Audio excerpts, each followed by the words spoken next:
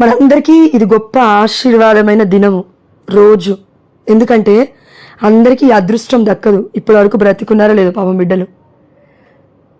కాబట్టి ఈరోజు పునీత జోజప్ప గారి యొక్క పండుగను, అదేవిధంగా మరియ తల్లి మధ్యస్థ ప్రార్థన ద్వారా ఈ నెల మొత్తం మనం మరియ తల్లిని కొనియాడుతూ ఉంటాము. మామూలుగా ఎంతోమంది వేరే వాళ్ళు అడుగుతూ ఉంటారు మరియ తల్లిని ఎందుకు పూజించడం అని. యాక్చువల్గా చెప్పాలంటే పూజకి అర్హురాలు అమ్మ, కానీ ఆరాధనకి కాదు. కరెక్ట్గా వినాలి. ఆరాధన అంటే అడోర్ చేస్తున్నాం మనం దేవుణ్ణి. పూజ అంటే ఫర్ ఎగ్జాంపుల్ అమ్మ నాన్న ఉంటారు, లేదంటే మన కుటుంబ సభ్యులు ఎవరైనా పెద్దవాళ్ళు ఉంటారు, వారు చనిపోతే దండలు వేస్తూ ఉంటాము. బ్రతికి ఉన్నప్పుడు మన పుట్టినరోజునో లేకపోతే వెడ్డింగ్ యానివర్సరీ రోజున వెళ్ళి కాళ్ళు మొక్కుతూ ఉంటాము. నీ తల్లిని తండ్రిని సన్మానించు అంటే పూజించనే అర్థం దానికి.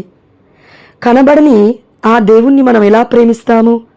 కనపడుతున్న తల్లిదండ్రులని ఎదురుగా ఉన్నప్పటికీ ప్రేమించకుండా, మన కళ్ళ ముందున్న అత్తమామను అమ్మా నాన్నను ప్రేమించకుండా కనబడని దేవుణ్ణి నేను ప్రేమిస్తా అంటే దేవుడు ఒప్పుకుంటాడా? ఇంట్లో పనులు చేయకుండా వెళ్ళి గుడిలో పనులు చేస్తాను అంటే దేవుడు ఒప్పుకుంటాడా? ఇంట్లో మొత్తము బండలన్నీ ఎక్కడెక్కడ పెట్టేసి, బాసనలన్నీ ఎక్కడెక్కడ పెట్టేసి, మరి భర్తకి భోజనం ఏది కూడా సిద్ధపరచకుండా పిల్లలందరినీ పస్తులుంచేసి వెళ్ళి చర్చిలోకి వెళ్ళి నేను బండలు తుడుస్తాను, దివ్యబలి పూజ దగ్గర అక్కడ చేస్తాను ఇక్కడ చేస్తానంటే దేవుడు వింటాడా? వినడు. అందుకే దేవుడు మనకి జ్ఞానం ఇవ్వాలి అని కోరుకుంటున్నాడు. మనందరికీ జ్ఞానం తక్కువగా ఉండేది. జ్ఞాన స్నానంలో పరిశుద్ధాత్మ దేవుడు మన మీదకి దిగి వచ్చినప్పుడు, మన తల్లిదండ్రులు మనం తీసుకెళ్ళినప్పుడు కథోలిక శ్రీ సభకి, అప్పుడు మన మీదకి జ్ఞానాత్మ అంటే దేవుడి ఆత్మ పరిశుద్ధాత్మ దిగి వస్తూ ఉంది. అంతకన్నా ముందు ఎప్పుడుంది అని అంటే గనక ఆ యొక్క ఒరిజినల్ సీన్ అనేది అప్పుడే కదా పోయేది. కాబట్టి అంతకంటే ముందు మరి దేవుడికి మన పట్ల ప్రణాళిక లేదా అంటే మనందరికీ తెలుసు ఈ వాక్యం. ఇర్మియాతో దేవుడు అంటూ ఉన్నాడు, నీవు పుట్టక ముందే నీ తల్లి గర్భంలో నేను నిన్ను నియమించుకున్నాను, ప్రవక్తగా నేను ఆశీర్వదించున్నానని. కాబట్టి మనం అందరం కూడా ప్రవక్తలమే, మనం అందరం కూడా యాజకులమే, మనం అందరం కూడా దేవుడి బిడ్డలమే. కాబట్టి దేవుడి యొక్క వాక్యం ఈరోజు ఎలా దర్శిస్తుందంటే అండి, పరిశుద్ధాత్మ పరిశుద్ధాత్మ పరిశుద్ధాత్మ. ఇది మనలో లేకపోతే అర్థం కాదు. పరిశుద్ధాత్మ దేవుడు మనలో లేకపోతే అర్థం కాదు. అందుకే చిన్నప్పటి నుంచి కూడా మనలో పరిశుద్ధాత్మ దేవుడు ఉన్నాడు. అందుకే మనం మనుషుల మాటలు ఎంతో కొంత వింటున్నాం. అవునా, ఇదంటనా అదంటనా, అవునా, అరే ఓకే ప్రార్థన చేద్దాం, వాళ్ళు ఇలా బాధపడుతున్నారా అలా ఇలాంటి మాటలు. అపరిశుద్ధాత్మ ఉంటే నన్ను అనింది కదా, అయితే అయిందిలే పోని, ఇట్లా.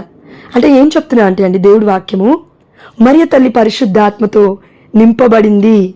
కానీ ఎప్పటి నుంచి? తన తల్లి గర్భంలో ఉన్నప్పటి నుండే. కానీ మనమందరం చేసిన తప్పేంటంటే పరిశుద్ధాత్మ దేవుని నిలుపుకోలేకపోయాం.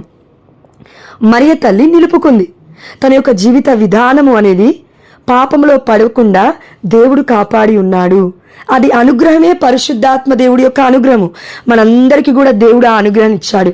కానీ మనం పాపంలో పడిపోతూనే ఉన్నాం, తెలిసి కూడా. ఎలా అంటే ఫర్ ఎగ్జాంపుల్ ఇప్పుడు ప్రార్థన చేయొద్దు అని మన మైండ్ చెప్తుంది, ప్రార్థన చేయాలి అని దేవుడి ఆత్మ చెప్తుంది. చిన్న ఎగ్జాంపుల్ అనమాట, అంతే, అర్థం కావడానికి. ఈ రెండిట్లలో దేని చూస్ చేసుకుంటావు ఈరోజు? ఈ రెండిట్లలో దేని నువ్వు నిర్ణయించుకుంటావు? నీ భవిష్యత్తు దానిపైన ఆధారపడి ఉంది. మేలైన దాన్ని ఎంచుకుంటే మన జీవితం ఎప్పుడైనా మేలుగా ఉంటుంది. ఫలవంతమైన జీవితాన్ని మన యొక్క చాయిసెస్, మనం తీసుకునే నిర్ణయాల మీద కూడా మన జీవితము బంగారు భవిష్యత్తుగా మారాలా లేదా అనే దాని మీద కూడా ఆధారపడి ఉంటుందండి. 40 రోజులు అయిపోయింది లెంట్ సీజన్. ఇంకో 40 రోజులలో పెంతెకోస్తు పండుగ వస్తుంది. అంటే పరిశుద్ధాత్మదేవుడు ఆనాడు ఇదిగో మన కన్నతలైన కథోలిక శ్రీ సభ చర్చ్ని దేవుడు నిర్ణయించిన రోజు. మొట్టమొదటి ఆది క్రైస్తవ సంఘము ఏర్పడిన రోజు ఎప్పుడు? జూన్ 8వ తారీఖున. ఇప్పటికి 2 రోజులు దాటిపోయింది. 40 రోజులకి మైనస్ అంటే 38 రోజులు, ఇంకా అంతే 37 రోజులు ఎగ్జాక్ట్గా చెప్తే. మే నెల ఫస్ట్కి వచ్చాం కాబట్టి ఈ 40 రోజులు కూడా దేనికి సిద్ధపాటు అంటే పరిశుద్ధాత్మ దేవుడికి మనము అర్పించుకోవడానికి, అడగడానికి. చాలామందిని మనకి నిద్ర ఉండదు నైట్. మనం ఏమనుకుంటాం? అయ్యో నిద్ర ఎందుకు పట్టట్లేదు అని అనుకుంటాం. మన పాపమే మనల్ని నిద్రపోనివ్వట్లేదు. మన ఆలోచనలు, మన టెన్షన్స్ నిద్రపోనివ్వట్లేదు. ఎందుకంటే ఫర్ ఎగ్జాంపుల్ ఒక్క వాక్యం చెప్తాను షార్ట్ కట్గా, మరి బైబిల్ తీసేంత టైం లేదు, మధ్యలో తీద్దాం ఇప్పుడు కాదు. అక్కడ అంత సముద్రములో శిష్యులు మొత్తము వామ్మో భూకంపం లాగా వస్తుంది, సముద్రం మొత్తం మీద ఎగసి పడుతుంది, ఏంటి యేసయ్య ఇలా నిద్రపోతున్నాడు అని అనుకుంటూ వెళ్ళి అయ్యా లే అయ్యా లే అయ్యా లే అని చెప్తూ ఎలా నిద్రపోతున్నావు అయ్యా, మేము నశిస్తున్నాం అంటున్నాడు. అనగానే యేసు ప్రభువారు అన్న గొప్ప మాట, ఓ అల్ప విశ్వాసులారా, మీతో ఎన్ని రోజులు నేను ఉంటాను, మీరు భయపడదరేలా అని అన్నాడు. అంటే దేవుడికి సముద్రం ఉప్పొంగుతుందని తెలియదా? యేసయ్య చూడట్లేడా? మరి అయినా కూడా ఎందుకు నిద్రపోయాడు? అక్క ఆన్సర్ చెప్తారా ఎవరైనా? Good good, thank you Lord. Yes అక్క, దాంతోపాటు ఒకటి మెయిన్ ఎగ్జాక్ట్ వర్డ్ ఏంటంటే, యేసయ్యకి ఒక అలవాటు ఉంది, నిర్జన ప్రదేశానికి వెళ్ళి ప్రార్థించడం. అది ఎక్కడుందంటే లూకాసు వార్త 5వ అధ్యాయం 16వ వచనం. రాసుకోండి, బైబిల్ ఏం తీయకపోయినా పర్లేదు, దాని తర్వాత అయినా మీరు మెడిటేట్ చేసుకోండి. ఎందుకంటే మీరు బైబిల్ తీయడం మీద కాన్సన్ట్రేషన్ పెడితే వాక్యం వినడం మర్చిపోతారు, అందుకని చెప్తున్నాను. ఎస్, దేవుడికి యేసయ్యకి కానీ యేసు నిర్జన స్థలాలకు వెళ్ళి ప్రార్థన చేసుకొనిడి వాడు. చూడండి, నిర్జన ప్రదేశం అంటే ఎవరూ లేని ప్లేసు, నిశ్శబ్దమైన స్థలము. కరెక్ట్ చెప్పాలంటే ఎవరు లేని ప్లేస్ కూడా అనకూడదు, నిశ్శబ్దమైన స్థలము, చాలా నిర్మానుషంగా ఉంటుంది. మన హృదయం కూడా అలా ఉండాలి. ఉంటే ఏమవుతుంది? యేసయ్య పడవలో ఏం చేశాడంటే నిద్రపోలేదు, వారి యొక్క విశ్వాసాన్ని పరీక్షించాడు. అవునా? ఎస్. ఇది రెండవదండి.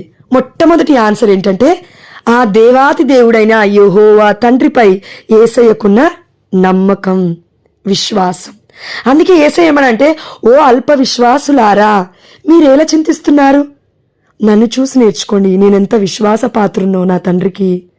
అందుకే ఓ అల్ప విశ్వాసులారని డైరెక్ట్ వర్డ్ కోట్ చేస్తున్నాడు యేసయ్య అక్కడ. ఎందుకంటే యేసయ్యలో అవిశ్వాసం లేదు. అపరిశుద్ధాత్మ ఉంటే అవిశ్వాసంలో పడిపోతామండి. ప్రతి ఒక్కరిలో ఉంటుంది. పరిశుద్ధాత్మ దేవుడు ఉంటాడు, అపరిశుద్ధాత్మ కూడా ఉంటాడు. కానీ మనం దేన్ని చూస్ చేసుకోవాలి, దేన్ని మనం ఎంచుకోవాలి, ఏ మార్గంలో మనం నడవాలి అనేదే మన మీద దేవుడు విడిచిపెట్టాడు. స్వాతంత్రాన్ని ఇచ్చాడు, ఫ్రీడమ్ ఇచ్చాడు పరిశుద్ధాత్మ దేవుడు మనకి.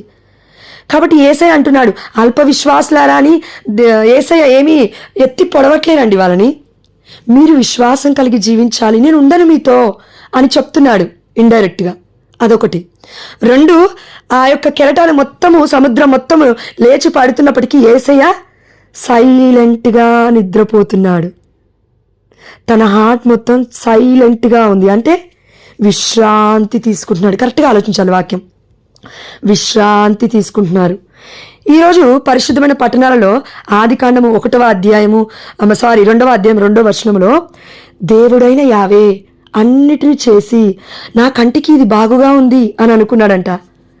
దాని తర్వాత దేవుడైన యావే అలా తలుస్తూ, చూడండి నేను చదువుతాను, వాక్యం వినండి. ఆదికాండం 2వ అధ్యాయము 1వ వచనము. ఈ విధముగా ఆకాశము భూమి సమస్త వస్తువులతో సంపూర్ణముగా రూపొందెను.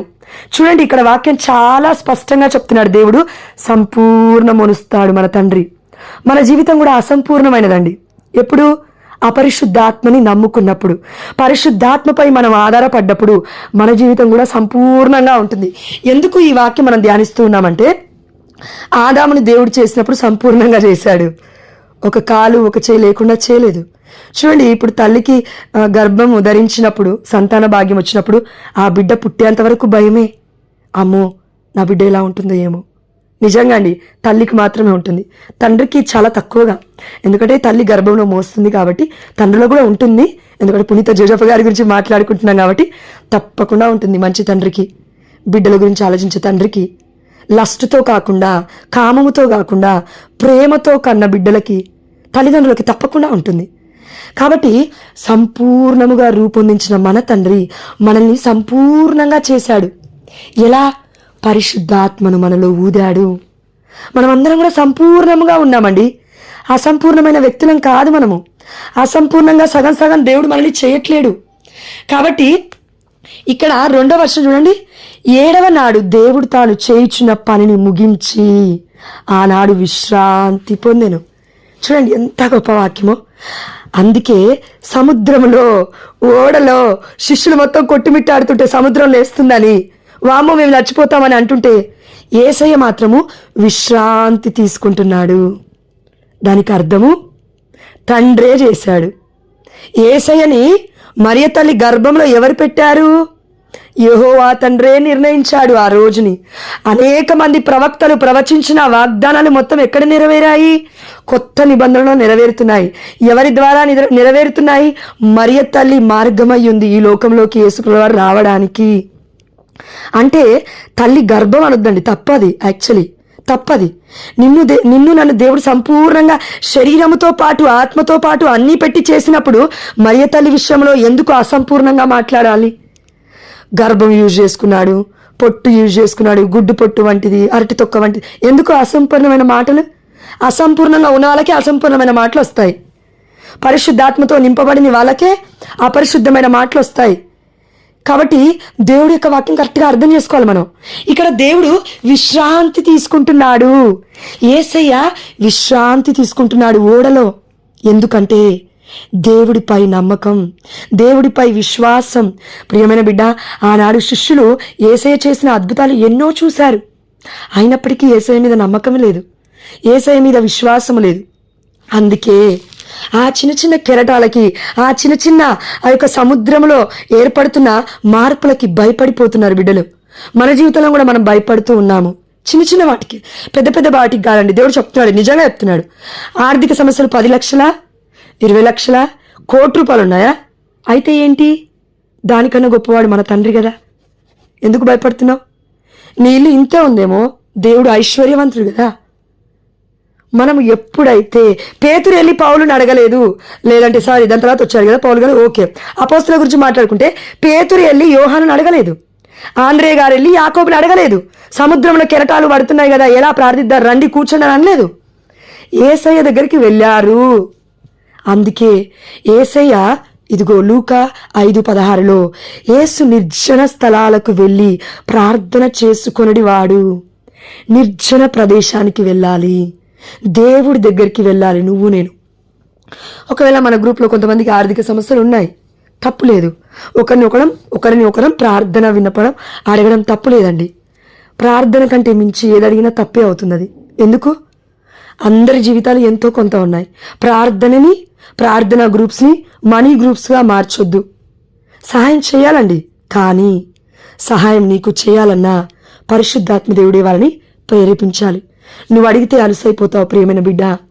కొన్ని రోజుల ముందు, కొన్ని సంవత్సరాల ముందు అనుకోవచ్చు, రోజులు కాదు 2 సంవత్సరాల ముందు ఒకటి జరిగింది. నేను చెప్తానండి, ఎందుకంటే మనకి చాలా ఉపయోగం. ఎందుకంటే మొన్నటి రోజున ఒక వాక్యం మనం ధ్యానించుకున్నాం. అది ఏ వాక్యం? ఇదిగో అపోస్తుల కార్యములు చదువుతాను, ఒక్క నిమిషం. అది చాలా ముఖ్యం మనకి. అపోస్తుల కార్యములు 4వ అధ్యాయము 34వ వచనము. ఆ సంఘములో ఏ ఒక్కనికి కొరత లేదు. ఆమేన్, హల్లెలూయా. మన సంఘములో కూడా నజరేయుడైన యేసు నామములో ఏ ఒక్కరికి కూడా కొరత లేకుండా ఉండునుగాక. Amen, hallelujah. In the mighty name of Jesus I claim this promise and received a lot. Amen, hallelujah. మీరు ఆమేన్ చెప్పుకునే వాళ్ళు అదృష్టవంతులు, ధన్యులు. ఆమేన్. కాబట్టి దేవుడు యేసయ్య నిర్జన ప్రదేశానికి వెళ్ళాడు. 2 సంవత్సరాల ముందు జరిగిన విషయం నేను చెప్తున్నాను. మన గ్రూప్లో తప్పుగా అనుకోద్దు దయచేసి. మన మార్పు కోసం, మన మంచు కోసం బాధపడకుండా, మనం మళ్ళీ అవమానాలకి గురి అవ్వకుండా ఉండడం కోసం దేవుడు ఈ వాక్యం చెప్తున్నాడు. బాధపడద్దు అసలే. ఒక అక్క అప్పట్లో జాయిన్ అయ్యారండి. అక్క కూడా కాదు, ఇంగ్లీష్ పేరులో గ్రూప్లో ఉండే ఆ అమ్మాయి ఏం చేశారంటే నాకు కాల్ చేసి, అక్క నాకు ఫైనాన్షియల్ ప్రాబ్లమ్స్ ఉన్నాయక్క, దయచేసి నా కోసం ప్రార్థించాము. గ్రూప్లో అప్పటికి నిర్మలక్క కూడా ఉన్నారు గ్రూప్లో. అందరం ప్రార్థించాం. దేవుడి దయ వల్ల ఆ బిడ్డకి జాబ్ వచ్చింది. దాని తర్వాత అప్పుల బాధలు కూడా తీరాయండి. వాళ్ళ అమ్మ వాళ్ళ నాన్న ఏదైతే చేశారో అది లోన్కి అప్లై చేస్తే 2-3 సార్లు అప్లై చేస్తే అవ్వలేదు. 6వ 5వ అనుకుంటా లోన్ అప్లై చేస్తే అప్రూవ్ అయింది. Glory to God. ఆ అమ్మాయి ఏం చేసిందంటే 2-3 రోజులకి ప్రార్థన బంద్ చేసింది. దాదాపు 6 నెలల నుంచి చేస్తుంది ప్రార్థన. 2-3 రోజులకు అవసరం తీరిపోయింది. అవసరత లేదు యేసయ్యతో, అవసరత లేదు వాక్యంతో, అవసరత లేదు ప్రార్థనతో. నువ్వు నేను ప్రార్థనలో ఉన్నావంటే దేవుడితో సంభాషించడం మర్చిపోతున్నామని అర్థం. ప్రార్థనకి దూరం అయిపోతున్నామంటే దేవుడి యొక్క ప్రేమకి మనం దూరం అవుతున్నామని అర్థం. మనుషులకి కాదు, మనుషులకు అసలే కాదు. ప్రార్థనలో ఉండకపోతే మనకే బాధ, మనకే అన్ని శ్రమలు. వాళ్ళకేమి ఉండవండి, ఉండేవాళ్ళు ఉంటూనే ఉంటారు, వెళ్ళిపోయే వాళ్ళు వెళ్ళిపోతూనే ఉంటారు. కాబట్టి ఆ అమ్మాయి ఏం చేసిందంటే వెళ్ళిపోయింది గ్రూప్ నుంచి. ఓకే, గ్రూప్ నుంచి వెళ్ళిపోయింది, మంచిది. ఆ అమ్మాయి తన అననికి లేదండి, పాపం చాలా స్ట్రగుల్స్లో ఉంది, ఆర్థిక సమస్యలో ఉంది. మనం అర్థం చేసుకోవాలి, అది అలుసుగా తీసుకొని చేయకూడదు కదా. ఎస్, దాని తర్వాత కూడా మళ్ళీ మేము అందరం ప్రార్థించాం. రాణి ఆంటీ మ్యూట్లో పెట్టుకున్నా అంటే దయచేసి please aunty, thank you lord. కాబట్టి ఆ అమ్మాయి చేసిన తప్పు ఏంటంటే అన్నీ బాగానే ఉందండి, గ్రూప్లో ప్రతి ఒక్కరికి కాల్ చేసి డబ్బులు అడగడం మొదలుపెట్టింది. ఏం చేసింది? డబ్బులు అడగడం మొదలుపెట్టింది. ఇది ప్రూఫ్ ఉందండి, నిర్మలక్కని అడగండి ఫోన్ కట్ చేసిన తర్వాత. ప్రూఫ్ ఉంది. నేను జోష్న అనే ఒక్కదాన్ని కాదు, నిర్మలక్క కూడా ఉంది. కాకపోతే నిర్మలక్కతో పంచుకున్నానో లేదో నాకు గుర్తులేదు. దాని తర్వాత ఒక అక్క ఉండే, శ్రవంతి అక్క అని, ఇప్పుడు లేరు మన గ్రూప్లో, అప్పుడు ఉండే. ఆ అక్క కాల్ చేసి అడిగింది. ఆ అక్క వాళ్ళు బాగా బిజినెస్లో బాగా రాణిస్తూ ఉన్నారని తెలుసుకొని ఆ అక్క కాల్ చేసింది. అప్పట్లో ఒక అంకుల్ ఉండే, ఏజ్డ్ 70 సంవత్సరాల అంకుల్కి. ఆ అంకుల్ బాగా రిచ్, వాళ్ళకి కాల్ చేసి అడిగింది. ఇప్పుడు వీళ్ళందరికీ ఈ అమ్మాయికి మధ్యలో ఎవరున్నారు? ప్రేయర్ గ్రూప్కి మధ్యలో జోష్న అనే అమ్మాయి ఉంది. ఇప్పుడు అటు ఇటు ఏమన్నా అయితే నన్ను ఏమంటారు? రాయబారాలు నడుపుతున్నావా అంటారు. తప్పుగా అనుకోకండి మీరు. రాయబారాలు నడుపుతున్నావా? ప్రార్థన గ్రూప్ స్టార్ట్ చేసావా? బిజినెస్ చేస్తున్నావా ఆన్లైన్లో అంటారమ్మా నన్ను. నువ్వు ఏది చేసినా అందరి మంచి కొరకు చేయి, నీకోసం చేయొద్దు. తప్పది, చాలా తప్పది. కాబట్టి ప్రార్థన ఎందుకు చేయాలంటే పరిశుద్ధాత్మ ప్రేరణ ద్వారా మాత్రమే మనం ముందుకెళ్ళాలి. నీ సొంత నాలెడ్జ్ పైన ఆధారపడితే పడిపోతావు. దేవుణ్ణి కాదని, దేవుణ్ణి విడనాడి మానవుడిపై ఆధారపడివాడు శాపగ్రస్తుడు అని వాక్యం ఇంత క్లియర్గా సెలవిస్తుంది. అనేక మంది మన కోసం ప్రార్థిస్తున్నారు, ఇంకా నమ్మకం లేకపోతే మరి ఎలా? ఇప్పుడు నమ్మక ద్రోహం చేసిన యూదా ఇస్కారియోతు ఊరేసుకొని చనిపోయాడు. ఏమండి, దేవుడి ప్రణాళిక అది. అవును, దేవుణ్ణి పట్టించాల్సింది ఆ వ్యక్తే, కానీ చనిపోయాడు. కానీ చనిపోవడం కాదు గొప్పతనం ఈ లోకంలో. చనిపోయిన తర్వాత నువ్వు ఎక్కడికి చేరుతావనేదే గొప్పతనం. అందుకే చనిపోయిన యూదా ఇస్కారియోతుని దేవుడు తప్పకుండా పరలోక రాజ్యం చేర్చి ఉంటాడు. ఆమేన్, హల్లెలూయా. ఎందుకు? సాతానా నా వెనక్కి వెళ్ళు అన్నాడు. ఎవరిని? యేసయ్య. పేతురు అన్నాడు. పేతురు ఇప్పుడు ఎవరు? రోమ్కి, అంటే ఈ కన్నతల్లి అయిన కథోలిక శ్రీ సభకే ఒక గొప్ప తండ్రి ఉన్నాడు. పేతురే దేవుడి కోసం నిలబడితే పేతురునే దేవుడు అన్నాడు, నువ్వు 3 సార్లు ముమ్మారు అబద్ధమాడతావు పేతురు అని అన్నాడు. మరి పేతుర్ని మన పోపుగా నిలబెట్టలేదా? ఆ రాతి పైన నిలబెట్టలేదా? కథోలిక శ్రీ సభను మొత్తం క్రైస్తవ సంఘాన్ని నిలబెట్టాడు. మరి పాపం సాతాను చేత శోధింపబడిన యూదా ఇస్కారియోతుని దేవుడు విడిచిపెడతాడు అనుకుంటున్నామా? నో, విడిచిపెట్టాడు దేవుడు మనలాగా ఆలోచించాడు. ఇదిగో తప్పకుండా యూదా ఇస్కారియోతు పరలోక రాజ్యానికి వెళ్ళుంటాడు. ఎందుకు? దేవుడు చనిపోయిన తర్వాత ఇదిగో పాతాళంకు దిగి వెళ్ళాడు అని వాక్యం సెలవిస్తుంది. అక్కడ ఏం జరిగిందో నీకు నాకు తెలియదు, దేవుడికి మాత్రమే తెలుసు. పరిశుద్ధాత్మ దేవుడు రివీల్ చేస్తే తప్ప మనం చెప్పలేం. అదేవిధంగా మంచి దొంగవాడిని దేవుడు తీసుకెళ్లాడంట పరలోక రాజ్యానికి. మరి చెడ్డగా ఉన్న దొంగవాడు, పక్కన ఉన్న దొంగవాడు పరలోక రాజ్యానికి వెళ్ళలేదా? తప్పకుండా వెళ్ళే ఉంటాడు. ఎందుకు? దేవుడి కృప అతనికి తోడైంది. దేవుడి పక్కన స్లీవ వేయబడ్డాడు కాబట్టి. మనం దూరంగా ఉండి దేవుడి గురించి మాట్లాడుకుంటుంటేనే ఇన్ని అద్భుతాలు జరుగుతుంటే, యేసు యేసు యేసు అంటుంటే మనసు మొత్తం ఆనందంతో నిండిపోతుంటే, యేసయ్య పక్కన స్లీవ వేస్తే దేవుడు ఎందుకు తీసుకెళ్ళాడు? దేవుడి సన్నిధితో పాటు మోసుకొని వెళ్ళి ఉంటాడు ఆ బిడ్డను కూడా. దేవుడి కృప చాలు, దేవుడి కృప. అందుకే మనం అందరం సంపాదించుకోవాల్సిన అవసరం లేదు. బప్తిజమము అంటే జ్ఞానస్నానం మనం చిన్నప్పుడు తీసుకున్నాము. ఏమైనా సంపాదించుకున్నావు నువ్వు? జ్ఞానస్నానం ఈ టైంలో నాకు ఇవ్వాలి, ఈ 3 monthsలో నాకు ఇవ్వాలి, 21 రోజులో ఇవ్వాలి. నువ్వు ఏమైనా చూసావా? నీకేమైనా తెలుసా? తల్లిదండ్రులు నీకు జ్ఞానస్నానం ఇస్తున్నారా అనేది ఏమీ తెలియదు. నువ్వు పసి కందువి. దేవుడు కృప చొప్పున నీకు ఇచ్చాడు. తల్లిదండ్రుల్ని ప్రేరేపించాడు, అందరినీ ప్రేరేపించి దేవుడి యొక్క దివ్యమైన సన్నిధికి నిన్ను పిలుచుకున్నాడు. కాబట్టి మనం ఆలోచిస్తాండి కరెక్ట్గా. దయచేసి జాగ్రత్తగా వినండి, ఈ మాట జాగ్రత్తగా వినండి. పరిశుద్ధమైన గ్రంథంలో నేను ఒకటి, అంటే పరిశుద్ధాత్మను రివీల్ చేశానండి నిన్న నైట్ చదువుతుంటే బైబిల్. అదేంటంటే నిన్న లేట్ అయింది వచ్చేసరికి, ఏ ప్రేయర్స్లలో లేను, కొద్దిసేపు చదువుకున్నా. అప్పుడు దేవుడు ఏమన్నాడంటే, పరిశుద్ధమైన గ్రంథంలో స్టార్టింగ్ ఉంది, మొదలు పెట్టడం అనేది ఉంది, ముగింపు లేదు. చూడండి, మొదలు పెట్టడం అంటే ఫర్ ఎగ్జాంపుల్, వ్యభిచారంలో పట్టుబడిన స్త్రీని అందరూ రాళ్ళతో కొడుతుంటే అందరూ అక్కడి నుంచి పాపాలను ఒప్పుకొని వెళ్ళిపోయారు. సంఘపరంగా పాపాలను ఒప్పుకొని రాళ్ళని విడిచిపెట్టి వెళ్ళిపోయారు. యేసయ్య ఏమన్నాడు? అమ్మా, ఇక పాపము చేయకుండా ఉండు అన్నాడు. ఇప్పుడు ఆ స్త్రీ దాని తర్వాత ఏమైంది? జీవితం బైబిల్లో లేదు. దాని తర్వాత మనకి ఎంతోమంది కుంటి వాళ్ళు ఉన్నారు, గుడ్డి వాళ్ళు ఉన్నారు, స్వస్థత పొందుకున్నారు. యేసయ్య అన్నాడు, ఇదిగో కొంతమందితో ఏమన్నాడంటే, వెళ్ళి అర్చకుడికి కనిపించు అని చెప్పాడు. కొంతమందికి ఏం చెప్పాడంటే, వెళ్ళి నీ తల్లిదండ్రికి కనిపించు అని చెప్పాడు. కొంతమందికి ఏం చెప్పాడంటే, నువ్వు చెప్పకుండా మాట్లాడకుండా ఉండు అన్నాడు. కొంతమందికి సాక్షిగా బ్రతుకు అన్నాడు. ఇంకొంతమందికి నన్ను అనుసరించు అన్నాడు. చూడండి, ప్రతి దాంట్లో కూడా ఒక మర్మం ఉంది. దేవుడి కృప, దేవుడి చిత్తము వారి యందు నెరవేరింది కాబట్టి మనకి తెలియదు ఏం జరిగిందో. దాని తర్వాత ఆ బిడ్డల జీవితాలు ఎంత గొప్పగా ఉన్నాయో, ఎంతమంది పునీతులయ్యారో, ఎంతమంది బిడ్డలు పరలోక రాజ్యానికి చేరారో, ఎంతమంది జీవితాలు బాగుపడ్డాయో మనకి తెలియదు. తప్పక బాగుపడే ఉంటాయి. ఒక్కసారి దేవుడు దర్శిస్తే, సౌలు పౌలుగా మారితే, ఇదిగో ప్రపంచవ్యాప్తంగా పౌలుని ఒక పెద్ద మందిరమే ఉంది కదండి రోమ్లో, సెయింట్ పాల్ బెసిలికా, పెద్ద బెసిలికా ఉంది. బెసిలికా ఏంటి పెద్ద చర్చ్, అది ఒక ఐడెంటిఫికేషన్, ఒక యూనిక్. అది పీటర్ గారికి, పేతురు గారికి ఉంది, దాని తర్వాత మన పౌలు గారికే ఉంది. అంటే మరియ తల్లికి ఉందండి, మన తల్లికి ఇప్పుడు సెయింట్ మేరీస్ బెసిలికా లేదా, అలా చాలా ప్లేసెస్లో ఉన్నాయి మరియ తల్లికి కూడా. అంటే నేను ఏం చెప్తున్నా అంటే, ప్రధానమైన పాత్రదారులుగా దేవుడు నిలబెట్టాడు వారిని. అయితే ఈరోజు మరి ప్రధానమైన పాత్రలు ఎవరు? నేను ఎండప్ చేయలేదు కదా. ఎస్, మొట్టమొదటి మొదలు పెట్టారు వాళ్ళు, ముగింపు లేదు. మరి ముగింపు ఎవరు ఇవ్వాలి? మూవీ చూసా అనుకో, 2 గంటల మూవీ, 3 గంటల మూవీ, అమ్మ టైం అంతా వ్యర్థం చేసుకొని చూస్తున్నావేమో. నీ జీవితానికి, నా జీవితానికి ముగింపు ఉండదుగా. ఆ టీవీలు చూసుకుంటూ కూర్చుంటే, ఆ సీరియల్ చూస్తుంటూ కూర్చుంటే ఇంతే మన బతుకులు, ఇంతే. ముగింపు కావాలి నీకు నాకు. ఎప్పటి వరకు? ఇక్కడి నుంచి నేను స్టార్ట్ అయ్యా, ముత్తంగి చర్చికి వెళ్ళాలి. అక్కడికి వెళ్ళాలంటే బస్సు ఎక్కాలి, ఈయన కూర్చోవద్దు.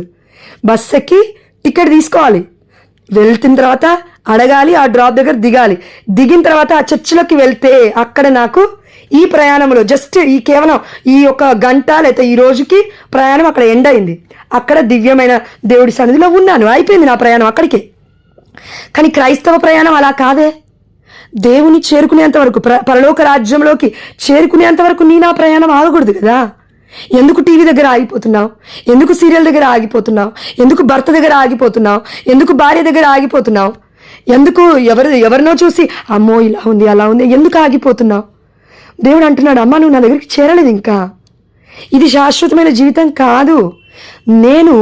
నువ్వు మొదలు పెట్టని జీవితం నా కృప చొప్పున నీ తల్లి గర్భంలో నువ్వు ఉన్నప్పుడు నేనేమి నిన్ను అడగలే, జోష్న నేను నిన్ను ఎన్నుకుంటున్నా, నువ్వు రామ్మ అని పేరు పెట్టలేదు గర్భంలో. దేవుడు అరచేతిలో చెక్కున్నాడు అంతే. నాకు తెలియదు అది ఎప్పుడు జరుగుతుందో. పెళ్ళైన తర్వాత 6 ఏళ్ల తర్వాత, 4 ఏళ్ల తర్వాత, మా అమ్మకి పుట్టిన తర్వాత, అయిపోయిన తర్వాత, ఇన్నేళ్ల తర్వాత 27 ఏళ్ళకి దేవుడు పిలిచాడు. అంటే నా బుద్ధి అప్పుడు అర్థమైంది అని అర్థం. దేవుడి కృప అప్పుడు వ్యక్తపరిచింది అని అర్థం. అంటే అప్పటి వరకు దేవుడు నన్ను పిలవలేదా? పిలిచాడు.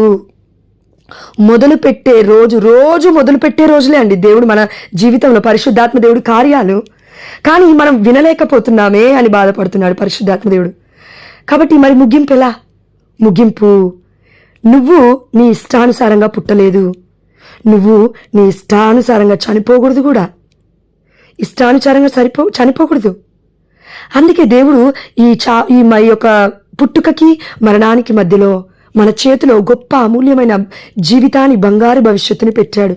అందుకే నేను నిర్ణయించిన పథకములు నాకు మాత్రమే తెలియదు, నీకు తెలియవు. నువ్వు ఎంత తెలుసుకుందామన్నా తెలీదు. అందుకే దేవుడు ఏమంటున్నాడంటే, మొదలుపెట్టింది నువ్వు కాదు, ముగించేది కూడా నేను లేకుండా, అంటే పరిశుద్ధాత్మ దేవుడు లేకుండా నువ్వేమీ చేయలేవు. ఈ జీవిత ప్రయాణం మొత్తం నీకు పరిశుద్ధాత్మ దేవుడు సహాయం చేస్తాడు. మరి ఇంకెందుకమ్మా నీ మీద నువ్వు ఆధారపడుతున్నావు? ఎందుకు నీ బాధ? ఏంటి నీ ప్రయాస? ఏంటి నీ భవిష్యత్తు? రేపేం జరుగుతుందో తెలీదు.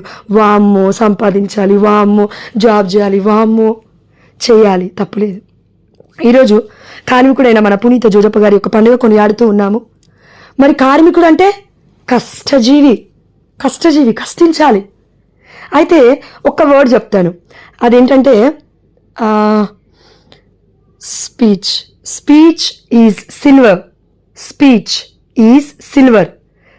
ఈజ్ సిల్వర్ అంటే మాట్లాడటం వెండితో సమానం అని అనుకుందాం, వెండితో పోల్చుతున్నాము అని అనుకుందాం. Speech is silver. Silent is gold అని ఎందుకన్నామంటే మౌనము బంగారు జీవితానికి దారి తీస్తుంది. మౌనం అంటే ప్రతిసారి మౌనంగా ఉంటే బిడ్డలు చచ్చిపోయేటప్పుడు కూడా మౌనంగా ఉండొద్దు, ప్రార్థన చేయాలి. కొంతమంది మనలో ఎలా ఉంటామంటే అండి, తప్పుగా అనుకోవద్దు, స్త్రీలైనా పురుషులైనా మౌనంగా ఉండాల్సిన టైంలో పరిశుద్ధాత్మ దేవుడు చెప్పినప్పుడు వినం.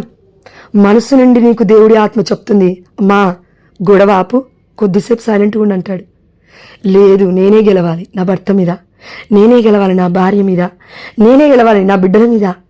ఏమా పునీత జోజప్ప గారు అనుకున్నారా అలా? అమ్మ మరియ తల్లి అనుకుందాలా? అందుకే హోలీ ఫ్యామిలీ అయింది, తిరు కుటుంబం అయింది. తిరు అంటే పరిశుద్ధము, ముగ్గురు, 3 అని అర్థం వస్తుంది, దివ్యమైనది. అందుకే మనము యేసు ప్రభువుని ఏమంటాం? యేసునాథుని తిరు హృదయానికి మన కుటుంబాన్ని సమర్పిస్తున్నాము, మరియ తల్లి నిష్కలంక మాత హృదయానికి మన కుటుంబాన్ని సమర్పిస్తున్నాము అని. అంటే అండి, స్పీచ్ ఈజ్ సిల్వర్ అని, సైలెంట్ ఈజ్ గోల్డ్ అని ఎందుకు అంటున్నాడు దేవుడు అంటే, చూడండి, మన కార్మికుడైన జోజప్ప గారు, మన కుటుంబానికి సంరక్షకుడైన పునీత జోజప్ప గారు తక్కువగా మాట్లాడేవారు. బైబిల్ చూడండి మీరు ఒకసారి, ఎక్కడ వాక్యాలు ఎక్కువగా లేవు. ఒక్కటే దేవదూతనే మాట్లాడింది వచ్చి, ఇదిగో రహస్యముగా నీవు మరియ తల్లిని పరిత్యజించుటకు నిశ్చయించుకుంటున్నావు. నిశ్చయించుకోవడం అంటే ఇంకా అయిపోయింది, అది ఫైనల్. మనం అంటాం కదండి, ఇదిగో ఇక ఫైనల్, నేను నీతో ఉండను, భార్య భర్తతో, భర్త భార్యతో, ఇదిగో ఇది ఫైనల్, ఇంకా నేను నీతో ఉండను, డివోర్స్ ఇచ్చేస్తా, వద్దు, నీకు నాకు పడదు, ఇది ఫైనల్ అంటూ ఉంటాము. చూడండి, అక్కడ ఫైనల్ పునీత జోజప్ప గారు నిశ్చయించుకున్నాడు. కానీ దేవదూత కలలో కనిపించి చెప్పినప్పుడు విన్నాడు, అందుకే నీతిమంతుడయ్యాడు. ఇంకొక వర్డ్ కూడా కరెక్ట్గా ఆలోచించాలి మనం ఇక్కడ. అక్కడ విన్నాడు కాబట్టి నీతిమంతుడు అని వాక్యం లేదండి, నీతిమంతుడైన యోసేపుకి అని ఉంది. నీతిమంతుడైన యోసేపుకి దేవదూత దర్శనమిచ్చింది అంటే ఆ టైటిల్ దేవుడు ముందుగానే ఇస్తున్నాడు, అంటే దేవుడు తన హృదయాన్ని చూశాడు అని అర్థము. మనం ఇంతకుముందుకు చాలాసార్లు ఈ వాక్యాలు ధ్యానించుకున్నాం. 1-2 లైన్లు చెప్తాను. అదేంటంటే, నాటకం కపటం హృదయంలో ఉంటే అది మనం బయటికి చేస్తే అది నాటకం అవుతుంది. సీరియల్లో, సినిమాలలో చేస్తుంటారు కదా నాటకాలు, మనసులో ఒకలాగా బయటికి ఒకలాగా. ఏడవకూడదు కానీ బయటికి ఏడవడం, చెప్పకూడదు బయటికి చెప్పడం, ఇదన్నమాట. అంటే ఈ 2 క్యారెక్టరిస్టిక్ మన పునీత జోజప్ప గారిలో ఎంత మాత్రమూ లేదు. అందుకే దేవుడు దర్శించి దేవదూత ద్వారా మాట్లాడిపించి ఆ తల్లిని స్వీకరించేలాగా చేశాడు. ఎలా? భార్యగా, భరోసాగా, ఒక భర్తగా, సంరక్షకుడిగా నిలబడ్డాడు. మన భర్తలు తప్పుగా అనుకోద్దు దయచేసి, ఈ వరల్డ్లో ఉన్నాం కాబట్టి మాట్లాడుకోవాలి. భర్తలు కొంతమంది ఎలా ఉంటారు అంటే, శారీరకంగా ఉంటేనే బాగున్నట్టు, లేదంటే అంతే, అర్థం చేసుకోరు. శారీరకంగా లేకపోయినా కూడా ఈ ప్రపంచంలో ఎవరైనా అర్థం చేసుకుంటారా అంటే కేవలం ఒకే ఒక్క వ్యక్తి, పునీత జోజప్ప గారు. మరియ తల్లితో ఏ ఒక్క నెగిటివ్ ఆలోచన లేదు, ఎలాంటి అపరిశుద్ధమైన ఆలోచనలు లేవు, తల్లితో ఏ సంబంధము లేదు. ఎంత పరిశుద్ధంగా జీవించారు. కన్యాస్త్రీల రాజ్ఞి అని మనం మరియ తల్లిని అంటాము, గురువుల రాజ్ఞి అని మనం మరియ తల్లిని అంటాము. ఎందుకు అనుకుంటున్నారు? కన్యత్వాన్ని దేవుడికి అర్పించేసింది ఆ తల్లి. ఆ దేవాతి దేవుడి యొక్క కుమారుని తన గర్భం నుండి ఈ లోకంలో మార్గము ద్వారా తీసుకురావడానికి ఆ తల్లి మధ్యస్థ ప్రార్థన ద్వారా యేసయ్య దగ్గరికి మనం వెళ్తున్నాం. అంతే, యేసయ్యని తీసుకొచ్చింది. ఆ యేసయ్య ద్వారా ఆ యేసయ్య దగ్గరికి వెళ్ళడానికి మనం దివ్యమైన ఈ యొక్క పవిత్రమైన జపమాలను పఠిస్తూ ఉన్నాం. అంతే, సింపుల్. అయితే జోజప్ప గారికి మరియ తల్లికి ఉన్న గొప్ప గుణగణాలు, గురువుల రాజ్ఞి అని మరియ తల్లిని అంటున్నాము. ఇక్కడ మరియ తల్లి పునీతుల రాజ్ఞి కూడా, అంటే జోజప్ప గారికి కూడా రాజ్ఞి ఉంది మరియ తల్లి. అంటే జోజప్ప గారు పాత్ర వహించాడు మరియ తల్లి భర్తగా. కానీ మరియ తల్లి ఆ దేవాతి దేవుణ్ణి గర్భములో మోసింది. అంటే పరిశుద్ధాత్మ దేవుణ్ణి కనింది. దేవుడి ఆత్మ, యేసు ఆత్మ కనింది తల్లి. కానీ జోజప్ప గారు పోషించాడు. అందుకే ఈరోజు కార్మికుడిగా మన కన్నతల్లి కథోలిక శ్రీసభ మొత్తము ఘనంగా కొనియాడుతూ ఉంది పునీత జోజప్ప గారి యొక్క పండుగను. ఈ సమయంలో మనం గుర్తు చేసుకోవాల్సిన అంశాలు ఏంటి అంటే, భర్తగా ఏ సంబంధం లేకపోయినా భరోసాగా ఉన్నాడు, బాధ్యత కలిగిన వ్యక్తిలాగా ఉన్నాడు. మనం అందరం చేయాల్సింది ఏంటంటే, అయ్యా పునీత జోజప్ప గారా, నా భర్తను నీకు అర్పిస్తున్నాను, మా మామయ్యని నీకు అర్పిస్తున్నాను, మా నాన్నను మీకు సమర్పిస్తున్నాను, దయచేసి మా అన్నని మీకు సమర్పిస్తున్నాను, నా కుటుంబ సభ్యులు మా బావని మీకు సమర్పిస్తున్నాను, దయచేసి వారి కోసం ప్రార్థించవా అయ్యా, నువ్వు నీతిమంతుడివి అని మనం ప్రార్థించగలగాలి. రెండవదండి, పునీతులకి అమ్మ మరియ తల్లి రాజ్ఞ ఉంది కాబట్టి మరియ తల్లి యేసయ్య తర్వాత, అడోరింగ్ ఆరాధన తర్వాత పునీతులకి పైగా, ఆరాధకుడు అయిన మన తండ్రికి కింద. ఎందుకంటే మార్గమైంది వారికి వీరికి. చూడండి, ఈ యొక్క పూజిత మాసంలో మనం నేర్చుకోవాల్సింది మూడు షార్ట్ కట్గా చెప్తానండి, ఎక్కువగా టైం తీసుకోను. అదేంటంటే మీరు నోట్ చేసుకోవాలి, ఇంకా లేదంటే మీరే గుర్తుపెట్టుకోండి, దయచేసి ఏమనుకోకండి. మూడు విషయాలు ఎందుకు జపమాల మాతని ఈ యొక్క పూజిత మాసాన్ని మనం కొనియాడాలి. మొట్టమొదటిది, దేవమాత యొక్క గొప్పతనం కన్నతల్లి అయిన కథోలిక శ్రీసభ మనకి ప్రకటించింది, సంవత్సరాల నుంచి ప్రకటిస్తుంది, వేల సంవత్సరాల నుంచి చెప్పుతున్నది గురువులే అయినా చెప్పిపిస్తుంది మాత్రం పరిశుద్ధాత్మదేవుడు. ఆనాడు బైబిల్ లేదే, ఆది క్రైస్తవ సంఘం ఉన్నప్పుడు బైబిల్ మన చేతిలో ఇలా లేదే. పరిశుద్ధాత్మదేవుడు నడిపించాడు. దేవమాత యొక్క గొప్పతనం ఇప్పటికీ కూడా మనలో నుండి ప్రకటిస్తుంది ఎవరంటే పరిశుద్ధాత్మదేవుడే. రెండవది, దేవమాతపై పునీతులకి ఉండిన భక్తి. మనకెందుకు మరియ తల్లి పైన భక్తి ఉండాలి అని ఎంతోమంది అడుగుతారు. ఎందుకు మరియ తల్లిని మీరు పూజిస్తున్నారు అంటే, అవును పూజిస్తున్నాము, ఆరాధించట్లేమని మనం చెప్పాలి. నీ తల్లి చనిపోతే ఆరాధిస్తావా, పూజిస్తావా, దండలేస్తావా, లేదంటే నువ్వు ఏదంటే ఇష్టం ఏముంటాయి అవన్నీ చేసి పెడతావు కదా వంటలు. చనిపోయిన రోజున వస్తే తింటాయా ఆత్మలు? మరి మరియ తల్లి గురించి చేస్తే ఎందుకు నీకు అంత కోపం? రెండవది, దేవమాతపై పునీతులకు ఉండిన భక్తి మనకెందుకు లేదు? పునీతులు అంటే ఎవరు మనకు అర్థం కావాలి కదా. పునీత జోజప్ప గారు ఇంత గొప్ప జీవితాన్ని జీవించడానికి కావాల్సిన అర్హత ఏంటి?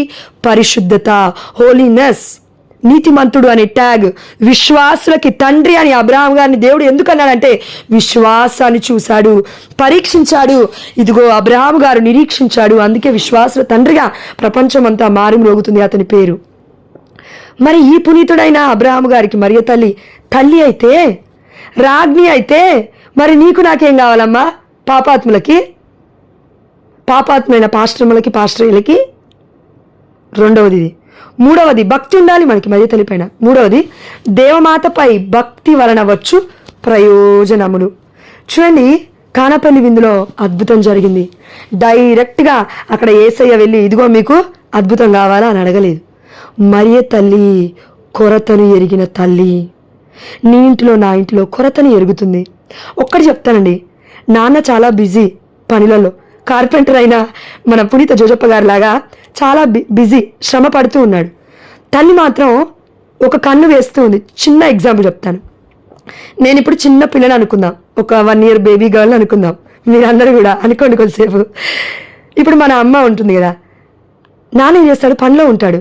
అమ్మ ఏం చేస్తుంది, పనులన్నీ చేస్తూ చేస్తూ చేస్తూ చేస్తూ ఒక కంట నిన్ను నన్ను కనిపెడుతూ ఉంది. సడన్గా నువ్వు మెట్ల మీద నుంచి చేయడన్నా పడావనుకో, టక్కున వస్తుంది అమ్మ.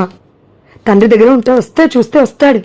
కానీ అమ్మ వంట మీద చూపు, బట్టల మీద చూపు, బయట నుంచి ఎవరు వస్తున్నారో వెళ్తున్నారో చూపు, అన్నిటి మీద ఒక కన్ను వేస్తుంది. ఇంకో కన్ను తను ఏదైతే చేయాలో దాని మీద దృష్టీకరిస్తుంది. చూడండి, అందుకే తల్లికి 10 చేతులంట, వంట చేస్తుంది, అన్నీ చేస్తుంది. అలా అని తండ్రి ఏం చేయట్లేదు అంటలేదండి, అర్థం చేసుకోండి వాక్యం కరెక్ట్గా. అంటే మరియ తల్లి పాత్ర ఎంత గొప్పదో దేవుడు మనకు చెప్తున్నాడు. ఎందుకమ్మా మరియ తల్లికి భక్తి ఇవ్వకుండా ఉంటా? మరియ తల్లి యొక్క ప్రాముఖ్యత, మరియ తల్లికి ఉన్న గొప్పతనం ఈ ప్రపంచంలో ఏ తల్లికి దేవుడు ఇవ్వలేదు, తన తల్లికి ఇచ్చాడు. కాబట్టి మనం ఈరోజు మే నెల మాసంలోకి అడుగుపెట్టినందుకు ఎంత ధన్యులం అంటే, ఎంతోమంది అడుగు పెట్టలేకపోయారు. అందుకే కానాపల్లిలో కొరతని ఎరిగిన తల్లి మన కుటుంబాలలో కొరతని చూస్తుంది. నువ్వు అనుకుంటున్నావా చూడట్లేదని?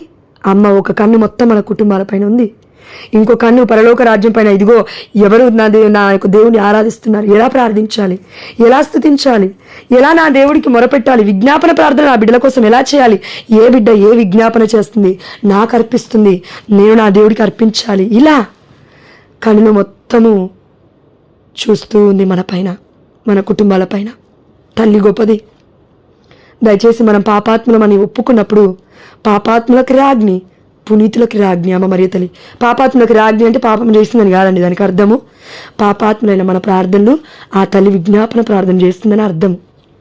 కాబట్టి ఈ మే నెల పూజిత మాసం మొత్తము కూడా మన మరియ తల్లిని కొనియాడాలంటే ఇంత 3 అంశాల కంటే ఇంకా గొప్ప అంశాలు నా కళ్ళ ముందైతే ఇంకేం కనబడలేదండి. దేవమాతపై భక్తి వలన వచ్చు ప్రయోజనాలు. కానపల్లి విందులో అద్భుతం జరిగింది.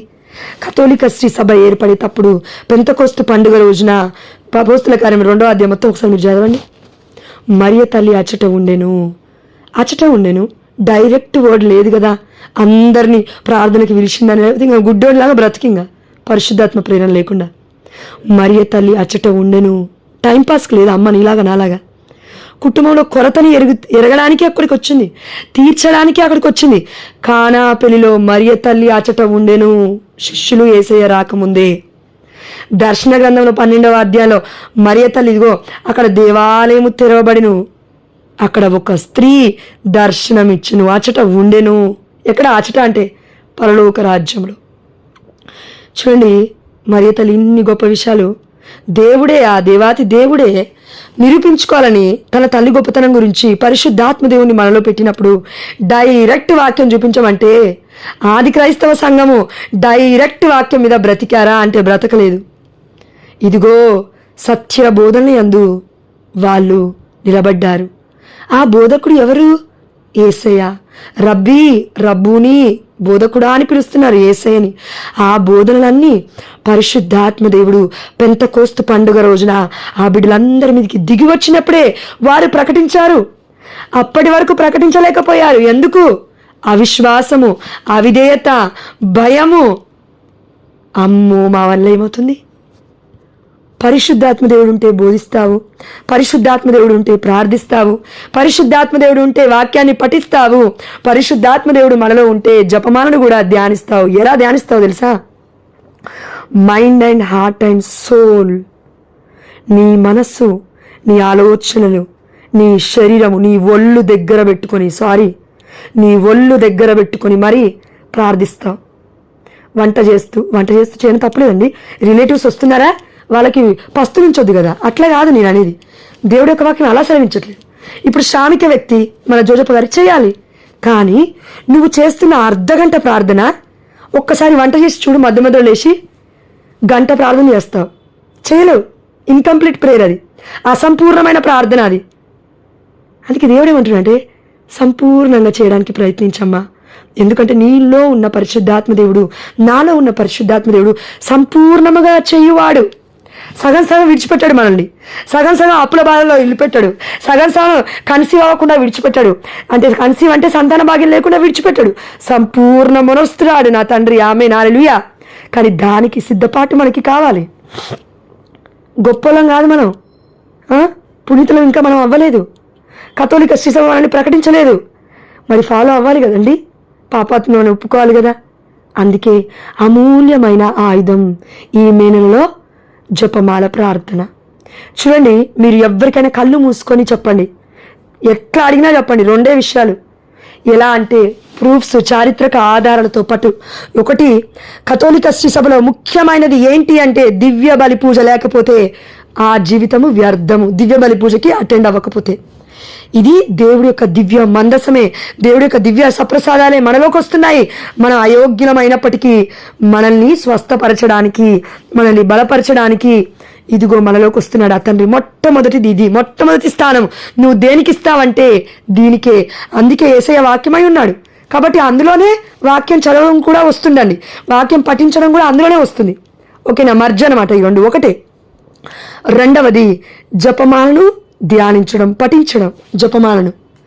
ఈ రెండవది చూడండి, రెండవది జపమాలను ఎందుకు ధ్యానించాలి అని ఆలోచిస్తే, పరలోక రాజ్యం నుండి యేసయ్య ఈ లోకానికి రావడానికి మరియ తల్లి ద్వారా వచ్చారు. గర్భము ద్వారా అనకండి, సారీ టు సే, నేను చెప్తున్నాను. నేను ఇంకొకసారి వింటే మాత్రం తప్పుగా అనుకోవద్దు. నేను తిట్టేది కూడా నాకు తెలియదండి, అలా యూజ్ చేయొద్దు వర్డ్స్. మరియ తల్లి గర్భం యూజ్ చేసుకో, ఏంటది యూజ్ చేయడం ఏంటండి? అదేమన్నా ఐవీఎఫ్ఆ లేకపోతే సరోగసియా? అమ్మా సరోగసి అదేనన్నా గర్భం యూజ్ చేసుకోవడం అయింది? దేవుడు పిచ్చి పిచ్చి మాటలు మాట్లాడుతున్నారు. పిచ్చి పిచ్చిగా దేవుడు తిడతాడని నేను చెప్తున్నాను. చెప్పాలి, మీరు నోరు తెరవాలి. రోజు వాక్యం వినడం కాదు, వినడమే ఆత్మవంచన చేసుకోకు ప్రియమైన బిడ్డ.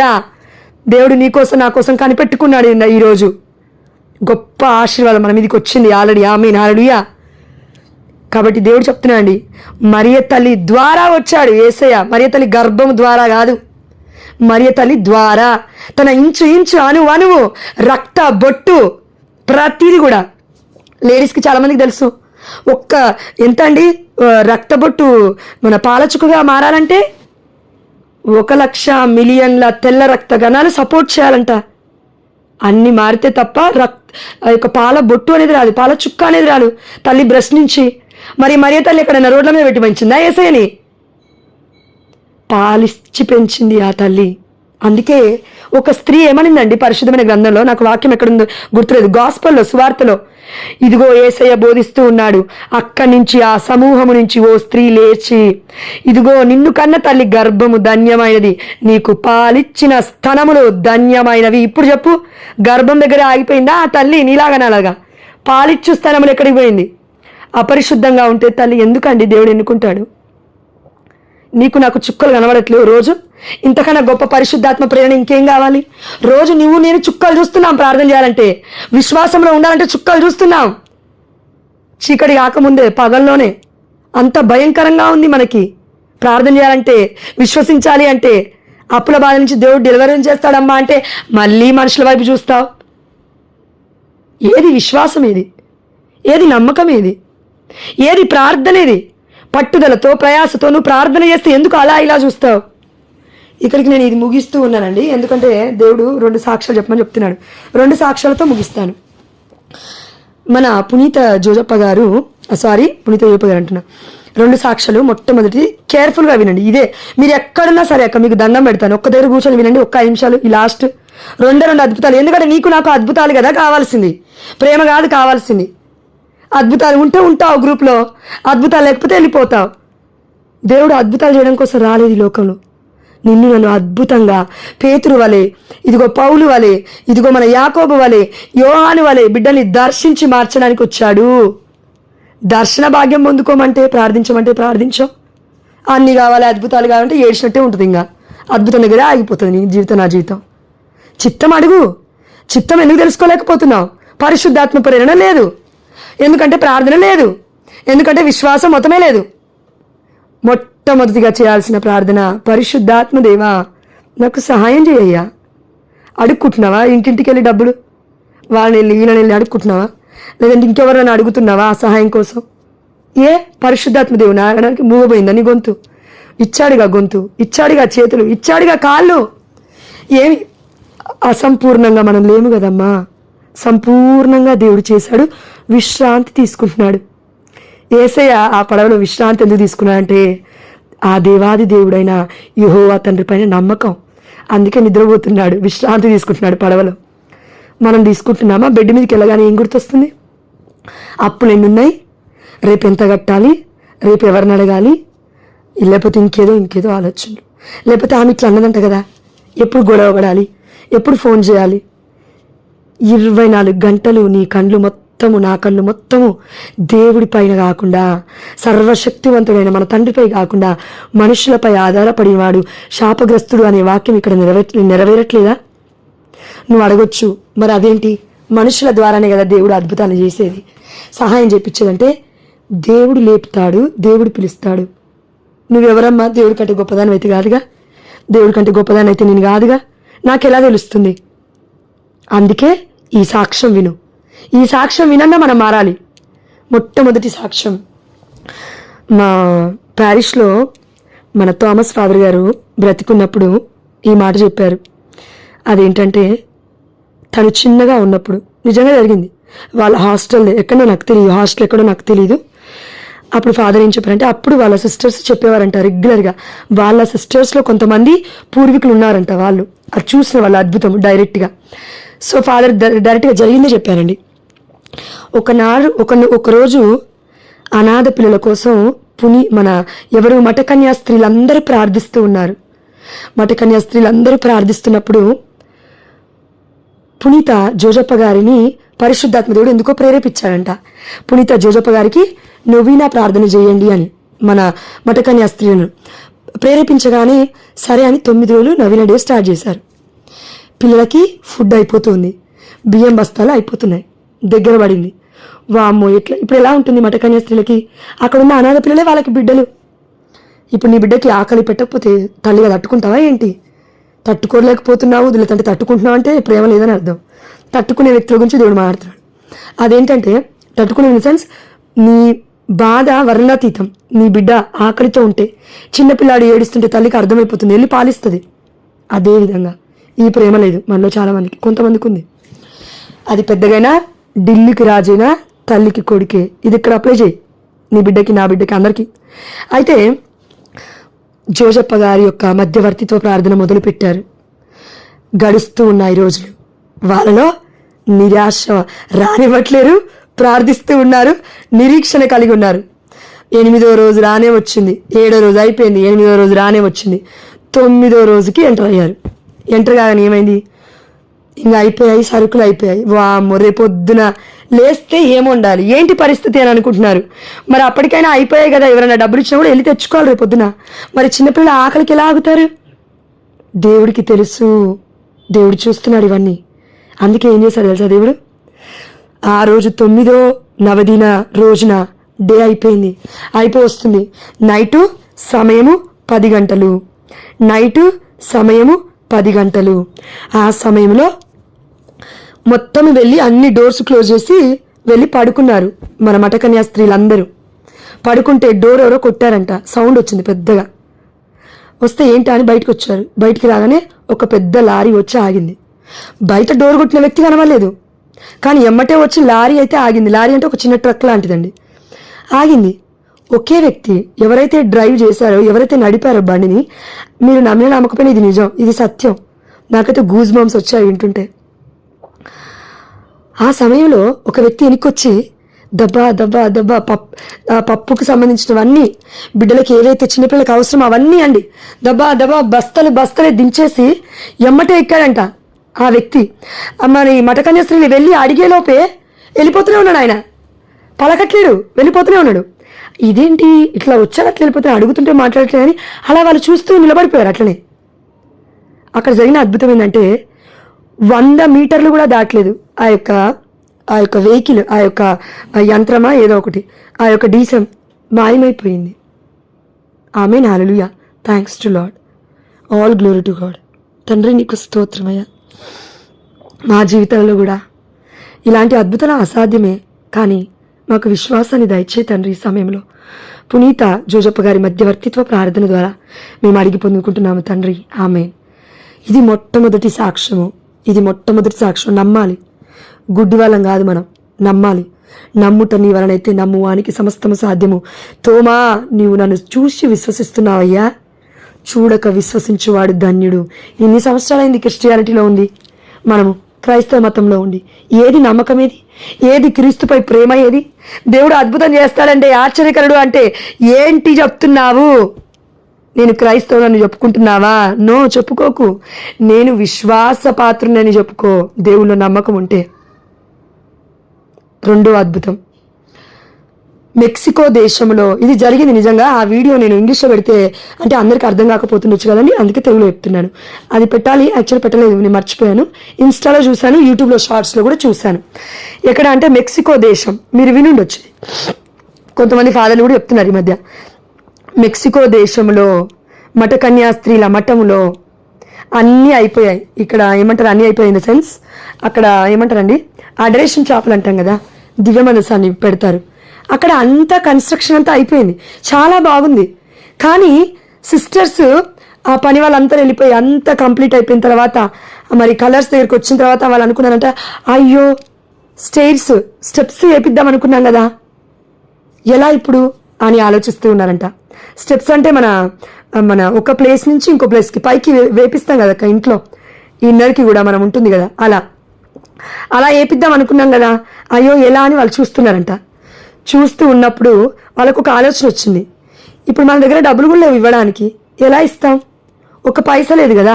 వాళ్ళు కూడా పాపం డొనేషన్స్ మీద బ్రతకాలి, సిస్టర్స్ కూడా వాళ్ళు కూడా డొనేషన్స్ మీద బ్రతకాలి. వినాలి దయచేసి, సాక్ష్యము దయచేసి వినాలి.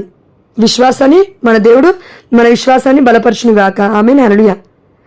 కాబట్టి ఆ సమయంలో డబ్బులు లేవు, ఒక్క పైసా కూడా లేదు పాపం మఠ కన్యాస్త్రీల దగ్గర.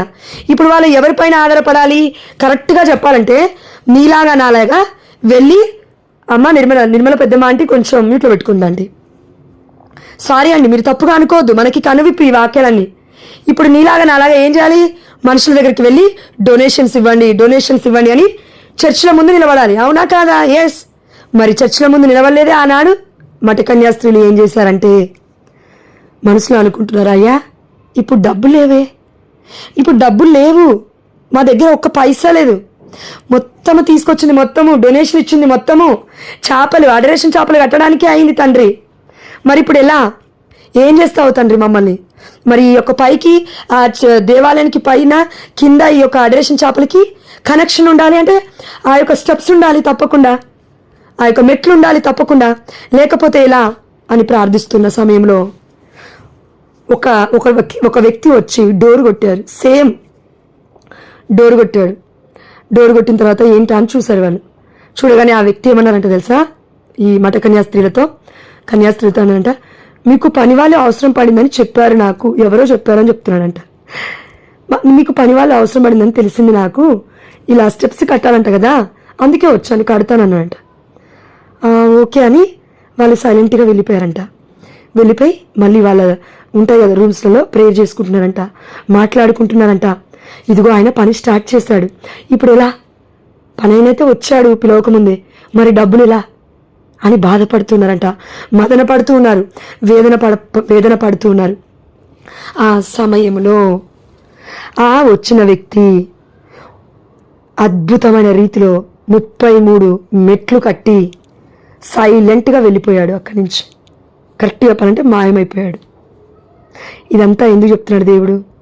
ఆ సిస్టర్స్ నన్ను వచ్చి చూస్తే అక్కడ ఏమీ లేదు, ఒక మట్టి పేల లేదు, కట్టినట్టు ఇది ప్రూఫ్స్ లేవు, ఆధారాలు లేవు, అసలు ఏమీ లేదు, కానీ స్టెప్స్ అయితే నిలబడిపోయాయి. మళ్ళీ ఆ మెట్లు కూడా ఎలా ఉన్నాయి తెలుసా అండి, మనం పిల్లర్లు పోసి కడతాం కదా కొన్ని చిన్న పిల్లర్లు, అలా లేదు. ఏ మూల మీద ఏ పిల్లర్ మీద ఆ మెట్లు ఆధారపడి లేవు, ఇలా ఉన్నాయి, చుట్టూ తిరిగినట్లుగా వంకరగా చాలా పాలిష్ చేసినట్లుగా ఉన్నాయి ఆ 33 మెట్లు కూడా. అద్భుతమైన రీతిలో ఎవరు వారు అంటే జోజప్ప గారు, మన సంరక్షకుడైన పునీత జోజప్ప గారు.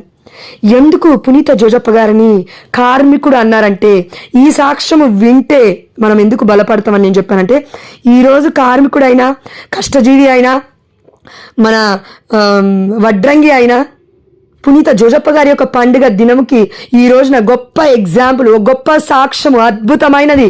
అదేంటంటే ఇదే, he is very expert in that work. ఆ వర్క్లో, ఆ పనిలో, వడ్రంగి పనిలో చాలా ఉత్తీర్ణత, చాలా ఎక్స్పీరియన్స్, చాలా ఏమంటారండి దాన్ని, ఇంకా చాలా విధాలుగా ఏది ఎలా కట్టాలన్నా కూడా అన్ని గొప్ప జ్ఞానంతో ముందుకొచ్చి చేసేవాడంట వడ్రంగి పని.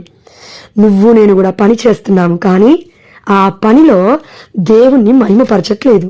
ఇది మన బ్రతుకులు మారబోవడానికి కారణము, మన జీవితాలు కట్టబడపోవడానికి కారణము, మనం ఆనందంగా ఉండపోవడానికి కారణము, విశ్రాంతిగా నిద్ర పోవలేకపోవడానికి కారణము ఏంటంటే నీ ప్రతి పనిలో నువ్వు దేవుణ్ణి స్తుతించట్లేవు. నీ భర్త శాలరీ తెచ్చినా స్తుతించావు, నువ్వు తెచ్చినా స్తుతించావు, నీ బిడ్డలు తీసుకొస్తున్నా స్తుతించావు, నీ కుటుంబ సభ్యులు ఇచ్చినా స్తుతించావు, వారి గురించి ప్రార్థించావు, నీదో వాడుకుంటావు, విడిచిపెడతావు. ఏంటి ఇదేమన్నా మామిడాకులా అరిటాకులా వాడుకొని ఫోల్డ్ చేసి డస్ట్బిన్లో పడేయడానికి? అమ్మా ప్రార్థిస్తున్నావా లేదా వారి కోసం? పిచ్చి పిచ్చిగా ఉందా మనకి? మనుషులు వాళ్ళు, దేవుడు పంపించిన దూతలు, ప్రతి మనిషి కూడా యూజ్ చేసుకొని విడిచిపెడితే ఏందంటే అది? వాళ్ళ కోసం ప్రార్థించు కదా. ఒకప్పుడు నీకు రూపాయి సాయం చేసిన బిడ్డల్ని కూడా నువ్వు గుర్తుపెట్టుకొని ప్రార్థించగలగాలి. మర్చిపోయావేమో, దేవుడు గుర్తు చేస్తున్నాడు. కష్టే జీవి, కష్టే ఫలి. కష్టించి పని చేయి. నేను చూశాను ఒక ప్లేస్లో కష్టించి పని చేస్తున్నానికి 90 ఏళ్ళు అంట. యూట్యూబ్లలో, ఇన్స్టాగ్రామ్ రీల్స్లలో వైరల్ అవుతుంది, మీరు చూసే ఉంటారు. ఒక ఆయన వెళ్ళి ఇంటర్వ్యూ అడుగుతున్నాడు, అయ్యా నీ ఏజ్ ఎంత అంటే 90 ఏళ్ళు అన్నాడు. మరి ఇప్పటికి కూడా ఇవి అప్పడాలు అవేమంటారండి, గుడాలు ఇవన్నీ అమ్ముతున్నానంటే కూర్చొని శక్తి ఉందా నీకంటే? నా ఒంట్లో శక్తి ఉన్న రోజు నేను పనిచేస్తా అన్నానంట. నాకు సిగ్గు, ఒకరిస్తే తినడము నాకు సిగ్గు. బా చూడండి, పునీత జోగప్ప గారు కనబడుతున్నారు ఆ వ్యక్తిలో. ఇలా కనబడాలి మనం కూడా. మనలో మనం ఎత్తుక్కోవడం కాదు తప్పులు నీతిమంతులమని. దేవుడు ఎదుటి వారి వ్యక్తులకి మనలో దేవుడు కనబడాలి. అలా చేయాలంటే ఏం చేయాలి? నీకు ఇచ్చిన దేవుణ్ణి మర్చిపోకు. నీకు దేవుడు ఏమిచ్చాడు? పొలం ఇచ్చాడు. ఆ పొలం వేరే వాళ్ళకి లేదు. మాకు లేదండి పొలం, నిజమే చెప్తున్నాను, మాకు పొలం లేదు. మాకు ఏ పొలము లేదు. మా అమ్మ దగ్గర నుంచి కూడా లేదు, ఎక్కడా లేదు. మా అమ్మ 1 రూపాయి కూడా కట్నం ఇవ్వలేదు. Sorry to say. నేను ఎందుకు చెప్తున్నాను? ఉదారంగా చేసుకున్నారు మా అత్త మామయ్య. అలా అని కొన్ని విషయాలు ఉన్నాయి. అలా అని ఇప్పుడు మనం మొత్తం బట్టబయలు చేసుకునేది కదా. సంసారాన్ని కూడా కాపాడుకోవాలి, అత్తమామ గౌరవాన్ని కూడా కాపాడుకోవాలి. కొంతమంది ఏమంటారంటే, ఒక ఎగ్జాంపుల్ చెప్తానండి. కొంతమంది నేను చూశాను, ఎలా అంటే విన్నాను కూడా. రెండో సంబంధం గురించి మాట్లాడే వ్యక్తుల గురించి నేను విన్నాను. రెండో సంబంధం అంట ఏదో పాపం అంట, రెండో సంబంధం ఏదో ఏమంటారు అది కామం అంట, వ్యభిచారం అంట. బిడ్డ వాక్యం ఏం చదువుతున్నావు? దేవుడి చిత్తము లేనిదే ఏ భార్యాభర్త ఏకపరచడు దేవుడు. విడిపోయిన స్త్రీ వ్యభిచార ఆలోచన ఉంటే తప్ప విడిపోవాలి. ఆమె ఊరికే వ్యభిచారం చేస్తుంది కదా అని మన పాత నిబంధనలో హెచ్కేలా అండి ఎవరో ప్రవక్త, నాకు గుర్తులేదు, వెళ్ళి ఏం చేశాడు? పరిశుద్ధాత్మ దేవుడు ప్రేరేపిస్తే తెచ్చుకున్నాడు, మళ్ళీ తెచ్చుకుంటున్నాడు. ఆమె మళ్ళీ వాడుకుంటుంది. వ్యభిచారపు పట్టుబడిన స్త్రీ క్షమించాడు. అదేవిధంగా ఈ లోక విషయంలో నువ్వు అలా బ్రతుకుతావా? ఒక భర్తగా, ఒక భార్యగా నువ్వు బ్రతుకుతావా? అలా ఏం చేస్తావు? న్యాయాన్ని అడుగుతావు దేవుని. న్యాయము ఆ దేవుడి చేస్తాడు. నువ్వెవరు, నేనెవరు న్యాయం మాట్లాడడానికి? Who you are to speak about others. వాక్యం ఎంత తెలుసని దేవుడు అడగడు. ప్రేమిస్తున్నావా? పరులని ఆడిపోసుకుంటున్నావా? ప్రేమించు, ఆడిపోసుకోకు. నువ్వు ఉన్న స్థితికి కారణము నీ ఆలోచనే కావచ్చు, నీ మాటలే కావచ్చు, నీ పాపపు క్రియలే కావచ్చు. ఒకరు చెప్తావు, ఇద్దరు చెప్తావు, ముగ్గురు చెప్తావు, 40 మంది చెప్తావు, చెప్తే 50 మందికి కూడా చెప్తావు. ఏమ్మా, ఏ అయ్యా, ఎక్కడ బ్రతుకుతున్నావు నువ్వు? క్రీస్తులో బ్రతుకుతున్నావా? ఎందుకు ముసలమ్మ ముచ్చట్లు? ఏమంటారు చూడండి, కాటికి కాలు చాపావు, ఎందుకు నీకు ఆ ముసలమ్మ ముచ్చట్లు? ప్రతి ఒక్కరమండి ఏజ్డ్గా యంగ్గా ఉన్నారు చూడండి, వాళ్ళకు కూడా ఈ వాక్యం వర్తిస్తుంది. మీరు అనుకోవద్దు, జోష్న అనుకోవద్దు, ఈ వాక్యం నాకు కూడా. ఎప్పుడు చచ్చిపోతావో తెలీదు. మారు మనస్సు పొందు, మాట్లాడడానికి పాప క్షమాపణ పొందుకో. దేవుడి బిడ్డలు ఏదైనా చెప్తే అండి, హైమావతి అంటే మ్యూట్లో పెట్టుకోండి, 2 నిమిషాలు అయిపోయింది. దేవుడి బిడ్డలు ఏదైనా మాట్లాడినా నువ్వు అమ్మా హైమావతి ఆంటీ మ్యూట్లో పెట్టుకోండి ఆంటీ. ఎస్, మామూలుగా మనం గురువు ఏదైనా వాక్యం చెప్తే, గురువు వాక్యంలో కూడా పరిశుద్ధతను వెతకకుండా బూతులు ఎత్తికే వాళ్ళు ఉన్నారమ్మా.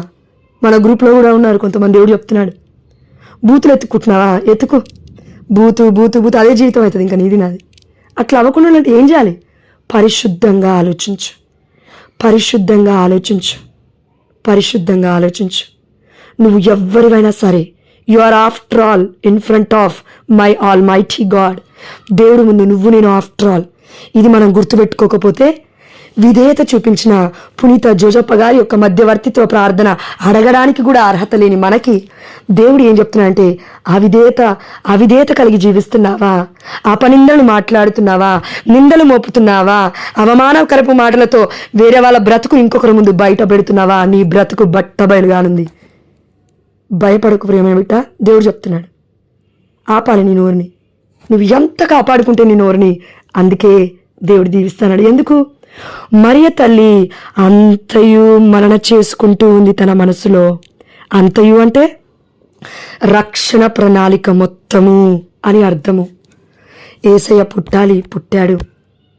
ఇదిగో అనేకుల కోసం శ్రమలు పడ్డాడు, చనిపోవాలి, మరణించాలి, సమాధి చేయబడాలి, 3వ నాడు తిరిగి అవ్వాలి, పరలోక రాజ్యానికి వెళ్ళాలి, మోక్షారోహణుడై.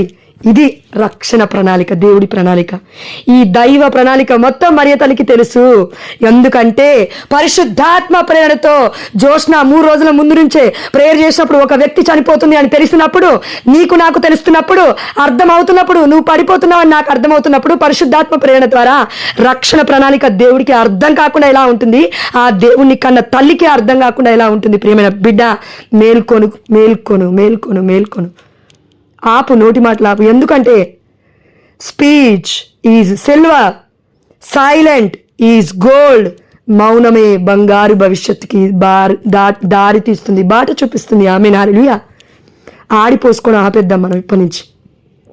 ఆపేస్తే అన్నీ మారుతాయి. సైలెంట్గా ఇప్పుడు వస్తున్నాను, ఎండింగ్ వర్డ్ అయిపోయింది, ఇంకా చివరి వర్డ్. అదేంటి? లూకాసు వార్త 5వ అధ్యాయం 16వ వచనం. ఫస్ట్ మనం ధ్యానించుకున్న అంశం ఏంటిది? యేసు నిర్జన స్థలాలకు వెళ్ళి ప్రార్థన చేసుకునేది వాడు. నువ్వు నేను దివ్య మందసం ముందు కూర్చుంటే 10 నిమిషాలు ఉండలేం, అర్ధగంట ఉండలేం, గంట ఉండలేం. దానికి అర్థం ఏంటి తెలుసా? మాట్లాడకుండా నువ్వు ఉండలేవు, సైలెంట్గా నీ జీవితాన్ని నువ్వు గడపలేవు, ఫోన్లు లేకుండా నువ్వు గడపలేవు, ఒకరి నిందల పాలు చేయకుండా నువ్వు గడపలేవు, ఒకరిని అవమానం పాలు చేయకుండా నువ్వు గడపలేవు. ఎందుకంటే దేవుడు పిలిచాడు నిన్ను దివ్య సన్నిధికి. సైలెంట్గా ఉండంటాడు. ఉండలేవమ్మా. పరిశుద్ధాత్మ దేవుడు నీకు ఎప్పుడు చెప్తున్నాడో నీకు అర్థం అవ్వదు. అర్థం అవ్వాలంటే నువ్వు నేనేం చేయాలి? దేవుడితో సహవాసం కలిగి జీవించగలగాలి. కాబట్టి ఈరోజు మనం ఏం నేర్చుకున్నామంటే, పునీత జోజప్ప గారి మధ్యవర్తిత్వ ప్రార్థన ద్వారా, అక్క చైతన్యక్క మూతులు పెట్టుకోక, అమ్మ మరియ తల్లి మధ్యవర్తిత్వ ప్రార్థన ద్వారా, పునీత జోజప్ప గారి మధ్యవర్తిత్వ ప్రార్థన ద్వారా, ఇదిగో యేసయ్యలో వాళ్ళు ఉన్నారు రక్షణ ప్రణాళికలో. అందుకే మనం ఇప్పుడు చెప్పుకుంటున్నాం. యేసయ్యతో అటాచ్ లేకపోతే, మరియ తల్లి పునీత జోజప్ప గారు యేసయ్య మార్గంలో నడవకపోతే మనం ఎందుకు నడుస్తాము?